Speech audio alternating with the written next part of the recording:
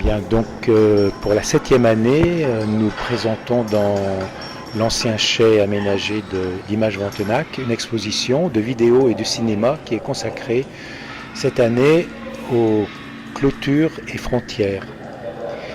Et donc il y a 5 vidéos qui sont projetées sur des écrans et une œuvre que l'on visionne avec un casque 3D.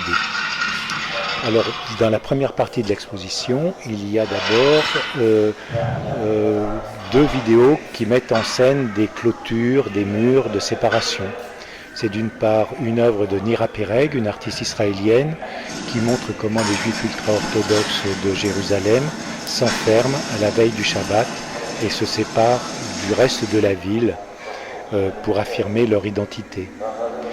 Et en face, on a mis une œuvre d'un artiste allemand qui s'appelle Till Röskens, qui a interviewé des Palestiniens qui vivent en territoire occupé et qui sont progressivement étouffés par la construction du mur de séparation israélien.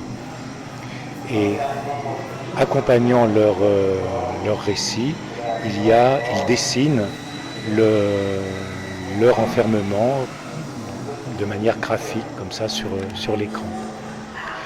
Puis dans la deuxième partie de l'exposition, cette partie est consacrée, on pourrait dire, aux bonnes frontières, aux frontières que l'on espère franchir, par exemple pour échapper à la guerre ou pour échapper à la misère.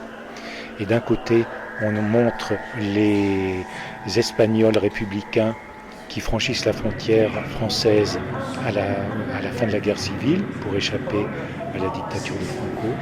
Et en face, on a mis une œuvre d'un jeune artiste franco-algérien qui s'appelle Bruno Boudjelal, qui a collecté des petits films de téléphone portable, films tournés par de jeunes Algériens qui traversent la Méditerranée en Zodiac et qui partent vers l'Europe plein d'illusions et plein d'idéalisme pour changer de vie et pour gagner la richesse, leur idée de la richesse. Ouais. Et puis la dernière œuvre, c'est une œuvre magnifique, un film de Adrian Paci qui s'appelle La Colonne, qui montre comment un bloc de marbre est extrait d'une carrière en Chine, déposé à fond de cale d'un bateau. Le bateau s'en va vers l'Europe et pendant le trajet, une équipe de sculpteurs chinois transforme le bloc de marbre en une magnifique colonne corinthienne. Et pour nous, ce film, c'est une réflexion sur la création, mais c'est aussi une réflexion sur la condition capitaliste, puisque c'est ce qu'on appelle la fabrication en flux tendu, pendant le transport.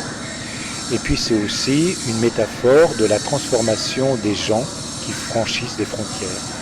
Franchir les frontières, ça sculpte la personnalité de chacun, comme le bloc de marbre est sculpté.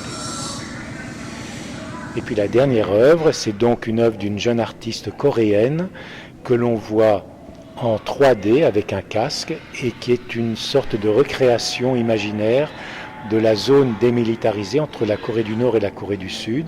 C'est une zone à la fois terrible parce que truffée de mines antipersonnelles et magnifique parce que comme personne n'y va, la végétation a repris le pouvoir et elle imagine un lieu féerique mais extrêmement dangereux.